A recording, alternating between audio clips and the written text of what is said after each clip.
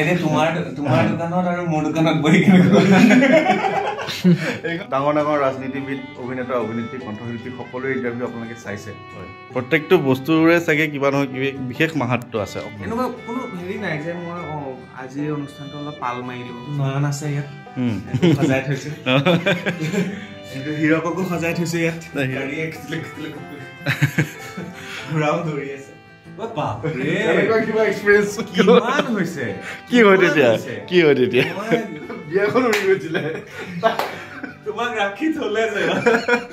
পেটটো মোৰ নকমে আৰু পেটটো কমাৰ কোনো সম্ভাৱনা নাই ই মানে সদায় বাঢ়ি গৈ থাকিব পেট প্ৰতিভা লুকাই নাথাকে মই দুখিত মোক আৰু তেনেকুৱা কাৰণ ৰিকভাৰী কৰিছো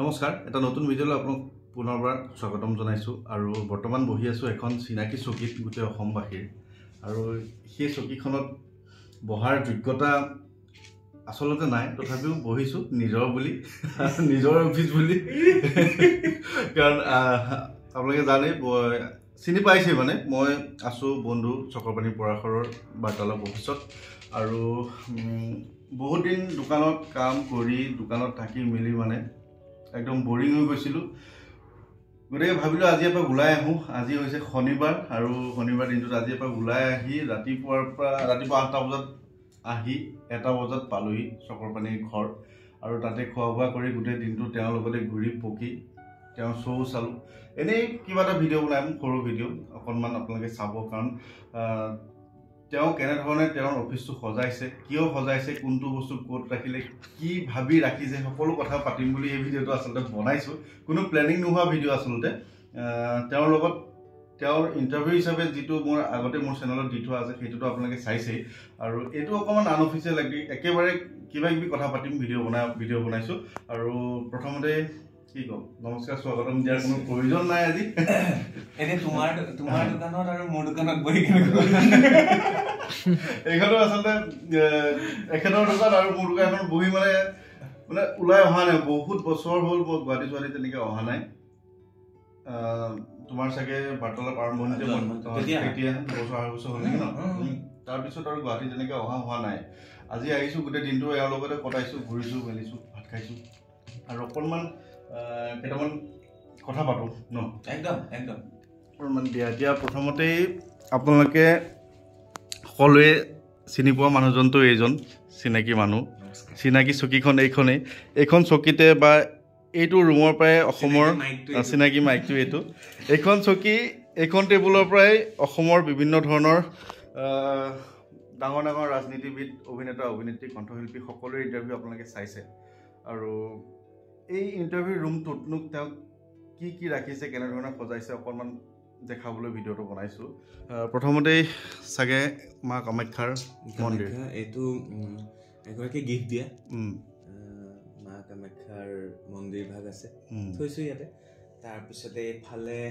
এয়া আবুধাবিত গৈছিলোঁ যে ডুবাই গৈছিলোঁ ডুবাই আবুধাবিত সেই BAPS হিন্দু মন্দিৰৰ আকৃতি শংখ এটা ৰাখিছোঁ তাৰপিছতে ময়ূৰ পাখি আছে বাৰ্তালাপ আছে সাই বাবা আছে এঞ্জেল আছে তাৰপিছতে এনেকৈ আছে এইফালে মহাদেৱ আছে এইফালে মহাদেৱৰ পৰিয়াল আছে তাৰপিছতে বাকী যিখিনি মৰম সন্মান সেইখিনি ইয়াত এনেকৈ ৰাখি থৈছোঁ গোটেইখিনি কিতাপৰ আলমিৰা এটা তাতে ৰাখি থৈছোঁ তাৰপিছতে বাকী ইয়াত কেমেৰা যিখিনি আমি ব্যৱহাৰ কৰি থাকোঁ সেইখিনি নৰ্মেলি আৰু তেনেকৈ সজাই আছোঁ আৰু প্ৰত্যেকটো বস্তুৰ কিবা নহয় কিবা এটা অৰ্থ আছে ইয়াতে নহ'লেতো চক্ৰপাণী পৰাশৰে এনেই টেবুলখনত বিভিন্ন বস্তু ৰাখি নথয় প্ৰত্যেকটো বস্তুৰে চাগে কিবা নহয় কিবা বিশেষ মাহাত্ম্য আছে অকণমান তেনেকুৱা একো নাই এইটোতো মোৰ ৰেকৰ্ডাৰটো হৈ গ'ল এইটো বাৰু ৰেড বুল হয় ৰেকৰ্ডাৰ হৈ গ'ল তাৰপিছতে এইফালে গণেশ মানে সকলোবিলাক উপহাৰ দিয়া আৰু সকলোবিলাক উপহাৰ মানে চক্ৰপাণীৰ লগত শংখটো লাগে চক্ৰটো বাৰু নাই শ্ৰীকৃষ্ণৰ ময়ূৰ পাখিটা থাকিলে অলপ শান্ত হৈ থাকে পৰিৱেশটো সেইকাৰণে থৈছোঁ সাই বাবা বিশ্বাস কৰা যায় তাৰপিছতে এইবিলাক সকলোবিলাক গিফ্টেই হয় কোনোবাই কি কাৰণত দিছে মই ইমান ভালকে নাজানো, খালি থৈ দিছো ইয়াতে যিখিনি দিছে। তাৰপিছত বাকী মই নিজে অনাৰ ভিতৰত মহাদেৱৰ ফটোখন আছে, তাৰপৰা এইভাগ থৈছো এনেকে যাতে এটা পজিটিভ ভাইব এটা থাকক। এফালে ধূপ এডাল কেতিয়াবা জ্বলোৱা হয়। এইটো ইউটিউব চেনেলৰ 1 লাখ হওঁতে বা এতিয়া 5 লাখ হ'লগে আৰু লাহে লাহে হ'বগে আৰু 5 লাখ। এইটো এটা বঙাইগাঁৱৰ ল'ৰা এজনে বনাই দিছিলে, সি বিশেষভাৱে সক্ষম, মুকবধিৰ হয়, তেওঁ বনাই দিছিলে মূৰ্তিটো। সেয়া বাকী এইখিনি খুব ধুনীয়াকে আছে। তাৰপৰা এইটো নয়ন আছে ইয়াত, সজাই থৈছো। এইটো হীৰককো সজাই থৈছো ইয়াত। হীৰকক মানে কি সকলোৱে কয় ন অসমৰ টেকনিকেল গুৰুজী ন, এইটো তাক সজাই থৈছো হীৰক। আৰু হীৰকক মানে মই লগ পাইছো আজি, কিন্তু হীৰকৰ নম্বৰটো মোৰ তাত আছে। মোৰ যেতিয়া আগৰ পৰা কথা পাতো কিবা এটা প্ৰব্লেম হ'লে ময়ে সোধো, এইও মানে উত্তৰটো দিয়ে যে এনেকে কৰকচোন, এনেকুৱা কৰিব লাগিব। Technical Guruji from Assam. আৰু এইখিনি বিভিন্ন কিতাপ, মই ইয়াত নিজে কিনা কিতাপ নায়েই। ইয়াত বিভিন্ন কিতাপ ইনগ্ৰেশ্যন কৰিবলৈ আহে, বাৰ্তালাপ কৰে, তেনেকুৱা কিতাপ আছে। আৰু কিছুমান মই উপহাৰ পোৱা কিতাপ আছে। এফালেও এইখিনি সজাই থৈছো খুব ধুনীয়াকে। আৰু মৰম, আদৰ, সন্মান এইখিনিয়ে বুকুত বান্ধি জীয়াই আছো। সেইফালে সূৰ্যৰ 7টা ৰথৰ ঘোঁৰা, এইটো থাকিব লাগে। মই যেনেকে দৌৰি আছো, গোটেইখন একদম গাড়ীয়ে ঘোঁৰাও দৌৰি আছে। আৰু এইখন মই প্ৰথম সম্বৰ্ধনা পোৱা, প্ৰথম পাইছিলো 2015 চনত। এইটো প্ৰথম 100 টকীয়া চাকৰি পাওঁ, প্ৰথম দৰমহাৰ 100 টকা। তাৰপিছত এইটো ফটোশ্বুট কৰিছিলে এজনে, কোনোবাই মোক এনেকে বন্ধাই দিলে এইখিনি। এইফালে শৰাই কিছুমান আছে, সেইখিনিয়ে তেনেকে।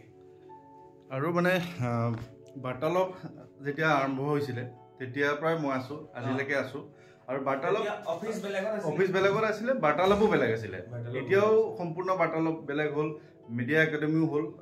বৰ্তমান ক্লাছটো সিফালে আছে, ক্লাছৰুম বাৰু আজি নেদেখাওঁ, এনেই জাষ্ট কথাবিলাক পাতিছোঁ। কেইটামান কথা পাতোঁ, মানে ধৰি লোৱা আজিলৈকে বিভিন্ন ধৰণৰ অনুষ্ঠান এই চকী দুখনৰ পৰাই ওলাই গৈছে। অসমৰ ৰাইজে বহুত ভাল পাইছে, বহুত লোক উপকৃতও হৈছে। এনেকুৱা তোমাৰ ভাল লগা কিবা এটা অনুষ্ঠান আছে নেকি, যে এইটো মোৰে খুব বহুত ভাল লাগিছিল অনুষ্ঠানটো কৰি?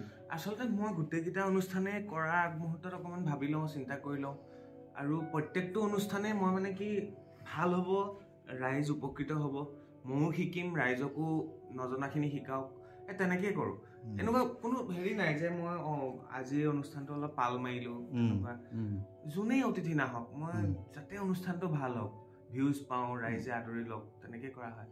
স্পেচিয়েল অনুষ্ঠান বুলি ক'বলৈ সদ্যহতে মনত পৰা নাই, কাৰণ প্ৰায় 3000-4000 মান অনুষ্ঠানেই কৰা হ'ল।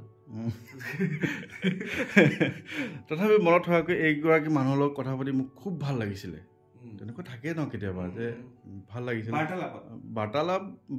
বাৰ্তালাপতে। ধৰি লওক ইয়াত বহি আছা, অনুষ্ঠানটো কৰাৰ পিছত হওক বা আগত হওক, তেওঁৰ লগত কথা পাতি ভাল লাগিছিলে। কি বুলি ক'ম এতিয়া, পলিটিচিয়ানৰ ভিতৰত সিহঁতেকে গৌৰৱ দা আহিলে, গৌৰৱ গগৈ, তেখেতক ভাল লাগিলে। লুৰিণ দাকো ভাল লাগিলে। ৰবীন বৰদলৈ আহিছিলে, তেকো ভাল লাগিলে। তাৰপিছতে ইয়াৰ আগতে যদি কওঁ তেতিয়া তৰুণ গগৈ ডাঙৰীয়াৰ লগত কৰিছিলোঁ, সেইটোও ভাল লাগিছিলে।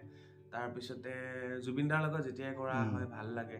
আৰু নতুন যিসকল মোৰ বয়সৰ বা একে সময়তে ষ্ট্ৰাগল কৰা, তেওঁলোক আহিলেতো সদায় জমিয়ে যায়। দেৱজিৎ দাৰ লগত সিদিনা ভাল লাগিলে, দীক্ষু দা আহিছিলে সিদিনা, সেইটো ভাল লাগিলে। আৰু এষ্ট্ৰলজাৰ বহুত কেইজন আহিলে, তেওঁলোক আহিলে নিজৰ ভাগ্যখন দেখাওঁ, হাতখন দেখাওঁ, ভাল লাগে। আৰু সিহঁতে ট্ৰেডিং, কেনেকে টকা পইচা ইনভেষ্ট কৰিব লাগে, কেনেকে আমি ফাইনেন্সিয়েল ফ্ৰীডম লাভ কৰিব পাৰো, এইবিলাকৰ ওপৰত কৰা অনুষ্ঠানবিলাক, ইনফৰ্মেটিভ অনুষ্ঠানবিলাক ভাল লাগে। আৰু কেতিয়াবা এনেকুৱা হৈছেনে যে অনুষ্ঠানটো কৰা হৈ গ'ল, তাৰপিছত ফাইলটো ডিলিট হৈ গ'ল?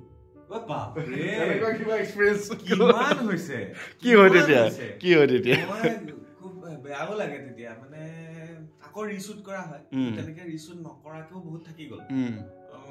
এটা অনুষ্ঠান আছিলে, মই এতিয়া নকওঁ, তেখেত MLA হয়, তেখেতে খুব ধুনীয়াকে চাইকেল চলায় তেওঁ খুব ধুনীয়া এটা ইণ্টাৰভিউ কৰি আনিলো আনি পেলাই দিলো আপলোড দিবলগীয়া হ'ল এডিট কৰিবলৈ লৈছো অনুষ্ঠানটো নাই তাৰপিছত তেখেতক মই এদিন লগ পালো লগ পাওঁতে মোক কৈছো চক্ৰ দাদা মোৰ প্ৰগ্ৰেমটো ক'ত এনেকুৱা মানে কেতিয়াবা অডিঅ'ৰ প্ৰব্লেমটো বহুত হৈছে তাৰপিছতে আমি এইকেইটা মাইক আনিছো যাতে অডিঅ' বিলাক ঠিক হৈ থাকে মানে এটা এটা বস্তু লাহে লাহে লাহে লাহে হৈছে ন বহুত হৈছে এনেকুৱা আৰু মোৰ মানে এইটো এক্সপিৰিয়েঞ্চ এটা আছে তুমি ধৰি লোৱা বস্তুটো ডিলিট হৈ গৈছে আকৌ মানুহজন মাতি আনি একেটা প্ৰশ্ন একেখিনি কথা মানুহক দিব পাৰিছে সেইটো এক্টিং হৈ গ'ল মোৰ হৈছিলে কি মানুহ এজনে বিয়াৰ ভিডিঅ' এটা এডিটিং কৰিব দিছিলে বিয়াখন উৰি গৈছিলে তোমাক ৰাখি থলে যে তাৰপিছত মই ভিডিঅ'টোত যেনে যেনে মানে কি কিবা আনডিলিট ছফ্টৱেৰ ৰিকভাৰী ছফ্টৱেৰ পাই ন সেইবিলাক কৰি পেলাই যেনে যেনে কৰিলো তাত মানে কাষ্টিঙত লিখি দিছো মই দুখিত মোক আৰু তেনেকুৱা কাৰণ ৰিকভাৰী কৰিছো সেইটো কৰিব নোৱাৰি ন বস্তুটো এটা হৈছিলে প্ৰমোচনেল শ্ব' আছিলে বন্ধন বেংকৰ আমি কেইবাটাও এপিছড কৰিলো বিভিন্ন জেগাত গৈ পেলাই এটা দিন নামনি অসমৰ বকুফালে গোটেই দিনটো গৈছো কষ্ট কৰিছো আমি ইনভেষ্ট দিলো আছিল এটা ভাইটি আমি দিলো তাৰপিছতে গোটেই ফাইল ডিলিট হৈ গ'ল দোষো স্বীকাৰ নকৰে তাৰপিছতে 5,000 নে 6,000 টকা দি ছফ্টৱেৰ কিনিছো কিনি গোটেই ৰিকভাৰী মাৰিছো যিকেইটা পইচা পাইছিলো প্ৰমোচনৰ কাৰণে গোটেইকেইটা ছফ্টৱেৰ ইনষ্টল কৰোঁতে গ'ল তাৰপিছত গোটেইকেইটা প্ৰগ্ৰেম দিলো বাৰু এনেকুৱা বাৰ্তালাপক লৈ কি আশা কৰি যাম মই বৰ বিশেষ আশা চাশা কৰি নাথাকো আগৰ পৰাই দেখিছো কিন্তু কাম আজি যদি কাম নাথাকে নহয় মোৰ সেইটো দুখ বহুত লাগে মানে হিৰকক কৈ থাকো মানে কাম আহিছে নে যিদিনা হিৰকে ক'ব কাম নাই মোৰ মনটো দুখ লাগে কাইলৈৰ পৰা কি হ'ব পাহৰি গ'ল নেকি মানে আৰু আজি মই আহিলো বিশেষকে তেওঁৰ ওচৰলৈ কাৰণ মোৰ আগৰ অনুষ্ঠানটো আপোনালোকে চাইছে চকৰপানীয়ে কৈছিল যে মই আৰু তোমালোকৰ ঘৰলৈ নাযাওঁ কাৰণ তেওঁ আমাৰ ঘৰলৈ গৈছে মই নাহো মানে কি জানেই আৰু নিমিলেই মানে তাৰপিছত আজি আহিলো এতিয়া যামগৈ বাৰু পেটটো কেতিয়া কমিব তোমাৰ পেটটো মোৰ নকমে আৰু পেটটো কমাৰ কোনো সম্ভাৱনা নাই ই মানে সদায় বাঢ়ি গৈ থাকিব আৰু আমাৰ পৰিয়ালৰ পেট প্ৰতিভা লুকাই নাথাকে এতিয়া প্ৰায় 7টামান বাজিব হ'ল মই ওলাই দিওঁ আৰু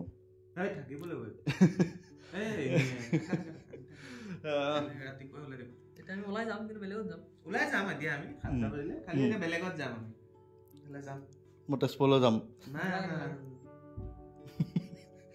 ঠিক আছে অকণমান এনেই ভিডিঅ' এটা কৰি দেখালোঁ আপোনালোকৰ ভালপোৱা মানুহজনে তেওঁৰ অফিচটো কেনেধৰণে সজাই ৰাখিছে অকণমান কথা পাতিবলৈ চেষ্টা কৰিলোঁ যদি ভিডিঅ'টো ভাল পালে চেনেলটো লাইক শ্বেয়াৰ ছাবস্ক্ৰাইব কৰি দিব আৰু বাছ সিমানেই আৰু নে কি কোৱা লাইক শ্বেয়াৰ ছাবস্ক্ৰাইব চব কৰি দিব আজি যাব নিদিওঁ ঠিক আছে বাই বাই যদি আজি যায় লাইক কমেণ্ট শ্বেয়াৰ ছাবস্ক্ৰাইব একো নকৰিব ঠিক আছে মই থাকিব বাৰু হ'ব ঠিক আছে